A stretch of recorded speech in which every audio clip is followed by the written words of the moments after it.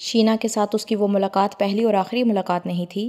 اس کے بعد بھی ان کا آمنا سامنا ہوتا رہتا، مگر اس ملاقات کی طرح انہیں آمنے سامنے بیٹھنے کا اتفاق نہیں ہوا۔ بس شینا سے شیراز کی ہیلو ہائی ہوتی، اس کے بعد شینا اور لوگوں کے ساتھ مصروف ہو جاتی اور شیراز کی نظریں اس کا تعاقب کرتی رہتیں۔ وہ جانے محفل تھی اور جہاں وہ ہوتی پھر صرف وہ نظر آتی۔ ہر گزرتے دن کے ساتھ شیراز زیادہ سے زیادہ اس کے بارے میں سوچنے لگا تھا۔ اسے احساس بھی نہیں ہوا تھا کہ زینی کب بیک گراؤنڈ میں چلی گئی تھی۔ زینی کے خط اب بھی آتے رہتے اور وہ انہیں کھولنے کی زحمت تک نہیں کرتا تھا۔ ان خطوط میں ایسی کوئی بھی بات نہیں تھی جسے جاننے میں شیراز کو دلچسپی ہوتی۔ زینی کے جذبات اور اظہار محبت میں بھی اسے کوئی دلچسپی نہیں تھی۔ وہ لفظ بہت عرصہ پہلے ہی اس کے لیے جذباتی مفہوم کھو چکے تھے جن کی وجہ سے وہ خط پڑھتا تھا۔ سعید نواز نے اس پر نوازشات اور تحائف کی بھرمار کر دی تھی۔ وہ سعید نواز کی بیوی سے نہیں ملا تھا جس سے ان کی علیحدگی ہو چکی تھی۔ اب تک وہ یہ ضرور جان چکا تھا کہ وہ کسی بہت بڑے سرکاری افسر کی دوسری بیوی تھی اور شینا کے علاوہ ان کی بھی کوئی اولاد نہیں تھی۔ شینا کو اگر شیراز کو اگر جواد اشارے کنائے میں نہ بھی بتاتا تب بھی وہ یہ بات اچھی طرح جانتا تھا کہ ان عنایات کی کیا وجہ ہو سکتی ہے، اور اگر ایسا ہو جاتا تو یہ شیراز کے لیے جیک پاٹ کے مترادف تھا۔ سعید نواز کا ہونا کیا معنی رکھتا تھا، یہ بات شیراز اکیڈمی آنے کے چند ماہ کے اندر ہی جان گیا تھا۔ وہ اب برانڈڈ اشیاء استعمال کرتا تھا جو سعید نواز اسے وقتاً فوقتاً بھجواتے رہتے تھے۔ برانڈڈ شرٹس، ٹراؤزرز، جوتے، پرفیوم اور دوسری ایکسیسریز۔ شیراز اکبر کے وارڈروب سے اب یہ اندازہ لگانا مشکل ہو گیا تھا کہ اس کی کلاس کیا تھی۔ واحد خدشہ جو شیراز کو وقتاً فوقتاً محسوس ہوتا تھا وہ اس کی منگنی کا انکشاف تھا۔ اگر سعید نواز کو یہ پتہ چل گیا کہ اس کی منگنی ہوئی ہے تو پھر کیا ہوگا؟ اس پھر کے بعد شیراز کے لیے جیسے ایک تاریک غار آ جاتا تھا۔ بعض دفعہ وہ خود کو تسلی دیتا کہ ہو سکتا ہے جواد نے سعید نواز کو اس کی منگنی کے بارے میں بتا ہی دیا ہو، آخر وہ سعید نواز کا بھتیجا تھا، اتنی اہم بات وہ اس سے کیسے چھپا سکتا تھا؟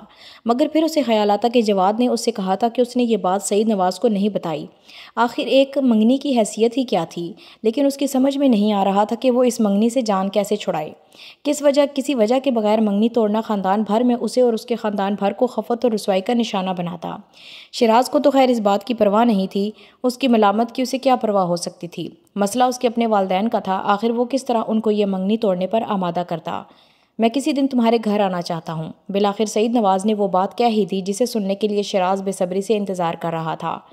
میں چاہتا ہوں میں تمہارے گھر آ کر تمہارے پیرنٹس سے ملوں اور پھر وہ ہمارے گھر آ کر شینا کو دیکھیں اور ان سے ملیں اور بات آگے بڑھے۔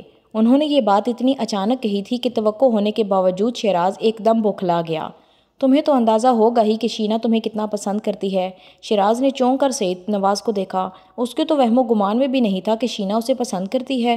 آخر اسے اندازہ ہو بھی کیسے سکتا تھا؟ شینا نے اسے اپنے کسی انداز سے اس بات کا اظہار ہی نہیں کیا تھا، مگر اب سعید نواز کی بات پر وہ جیسے خوشی سے پھولے نہیں سما رہا تھا۔ میری ایک ہی بیٹی ہے شیراز، اور میرا جو کچھ ہے اسی کا ہے۔ تمہیں تو اندازہ ہوگا ہی کہ میری بیٹی کے لیے کتنے رشتے آ رہے ہیں، لیکن میں اپنی بیٹی کی شادی صرف اس سے کروں گا جو مجھے اور میری بیٹی دونوں کو پسند ہوگا، اور تم بہت شریف انسان ہو۔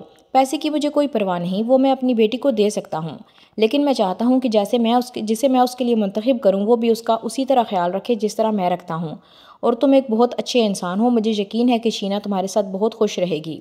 شیراز کا دل بلیوں اچھل رہا تھا۔ یہ اس کی زندگی کا سب سے اہم مرحلہ تھا، ایسا لمحہ اس کی زندگی بدلنے والا تھا۔ تمہیں کوئی اعتراض تو نہیں ہے؟ سعید نواز نے اسے بات کرتے ہوئے اس سرسری انداز میں پوچھا جیسے انہیں کسی انکار کی قطعی توقع نہ ہو، لیکن پھر بھی وہ فارمیلٹی پوری کرنے کے لیے پوچھ رہے ہوں۔ میں بہت خوش قسمت ہوں سر کہ آپ نے مجھے اس قابل سمجھا، شیراز نے بمشکل اپنے حواس بحال کرتے ہوئے کہا۔ تمہارے والدین یا تمہاری کہیں کوئی پسندیدگی یا منگنی وغیرہ؟ سعید نواز نے سرسری طور پر پوچھتے ہوئے جملہ ادھورا چھوڑا اور نیا سگار سلگانے لگا۔ انہوں نے شیراز سے توجہ ہٹا دی جیسے اسے جھوٹ بولنے کا پورا موقع فراہم کیا ہو۔ نو سر، ایسی کوئی بات نہیں، شیراز نے بے ساختہ کہا۔ That's good. سعید نواز نے مسکراتے ہوئے شیراز کی طرف دیکھا۔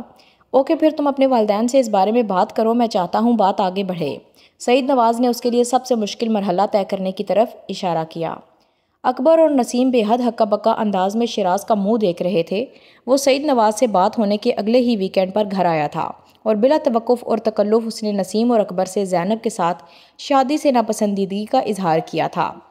مگر بیٹا، یہ رشتہ تو تمہاری پسند اور اصرار پر ہوا تھا، نسیم نے جیسے اسے یاد دلایا تھا۔ وہ ایک دم پریشان ہو گئی تھیں۔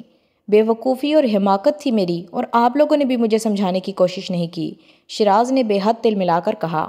آخر اب خود بتائیں، میرا اور زینی کا کوئی جوڑ بنتا ہے؟ کس لحاظ سے وہ میرے برابر ہے؟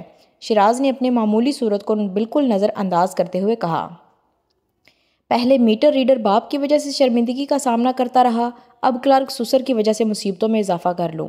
اکبر کا چہرہ اس کے جملے پر سرخ ہو گیا تھا۔ پتہ نہیں یہ خفت کا احساس تھا یا ہتک کا۔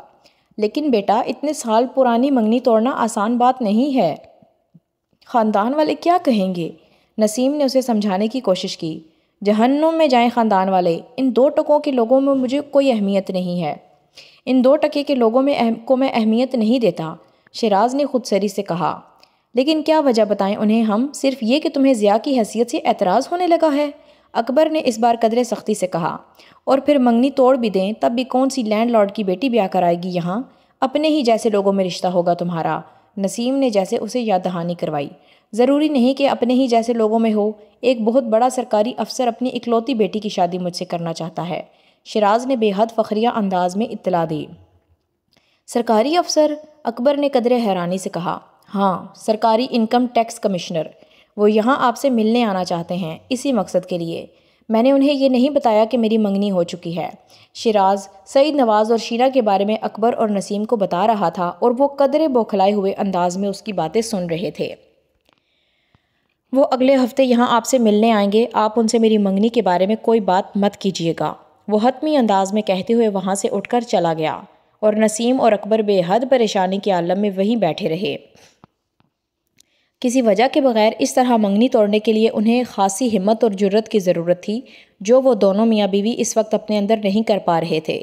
شیراز اس رات وہاں رکا نہیں تھا، وہ واپس اکیڈمی چلا گیا تھا، اور یہ ایک اتفاق ہی تھا کہ زینب اس سے اگلے دن ہی اپنے ہاتھ کی پکی ہوئی بریانی نسیم کو دینے آئی تھی، اور اس نے نسیم اور باقی گھر والوں کے انداز میں تبدیلی فوراً محسوس کر لی تھی۔ نسیم بے حد الجھی ہوئی لگ رہی تھی، جبکہ نزہت اور شیراز کی دوسری 2 بہنیں عجیب سی بے اعتنائی اور سرد مہری دکھا رہی تھیں۔ سب خیریت تو ہے خالہ؟ زینی نے کچھ پریشان ہو کر پوچھا۔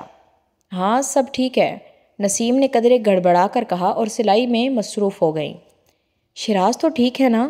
زینی کو فوراً شیراز کا خیال آیا۔ ہاں، وہ ٹھیک ہے، نسیم نے اسی کے انداز میں اس کی طرف دیکھے بغیر کہا۔